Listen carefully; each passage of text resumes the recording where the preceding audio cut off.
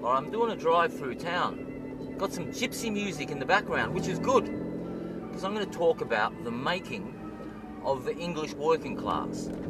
It's a novel, or a history book I read years ago. So there were these gypsies all over England. The English people, who we now call the working class, were itinerant workers.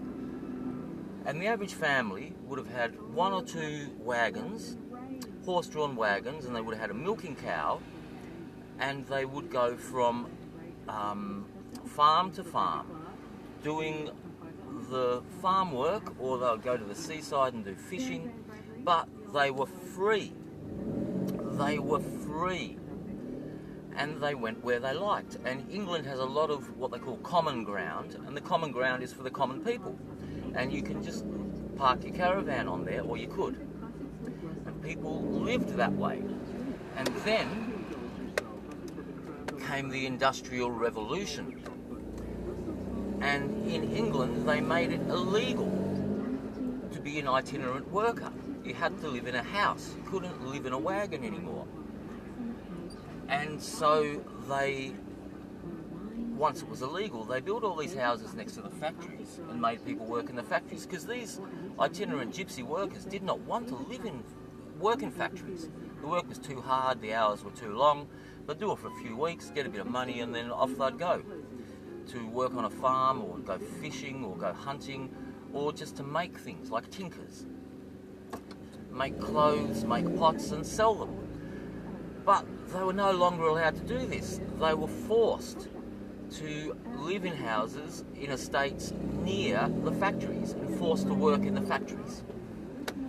And then the Industrial Revolution got a bit more swing, and they started to automate.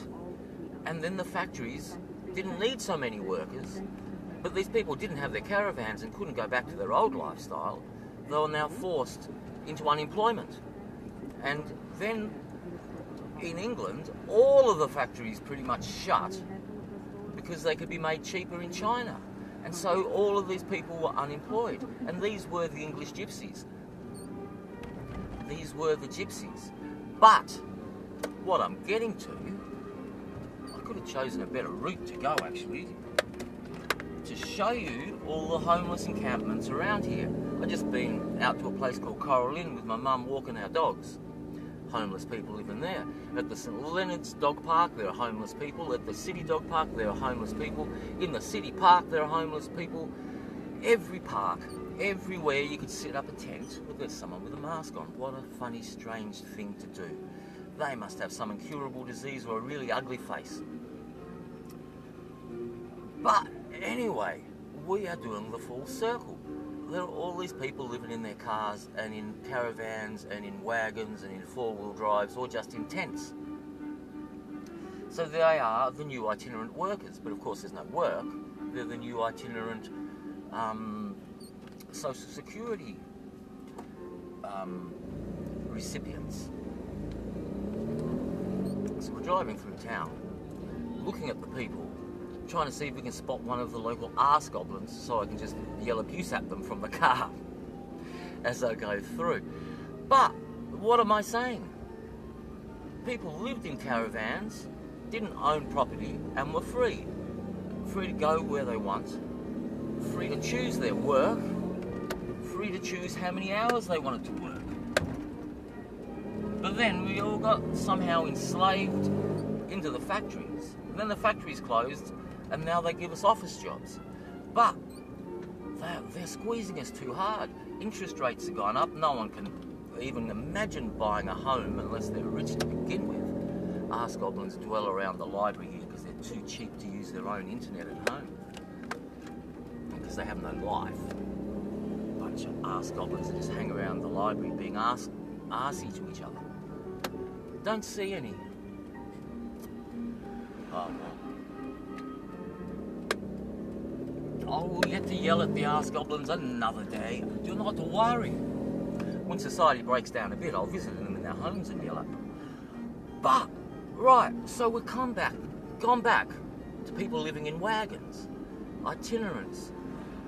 people who don't have a home and they just move around, like I did in 2021, driving around Australian outback. So, is it a good completion of the circle? What will come in the future? Well, in the future, the majority of people will drop dead from heart attacks. And then us, well, the itinerant homeless can just choose which house to live in, which mansion they want to go into. I don't know. We live at the strangest times in history, I think. Maybe the Great Flood leading up to that was probably a bit madder.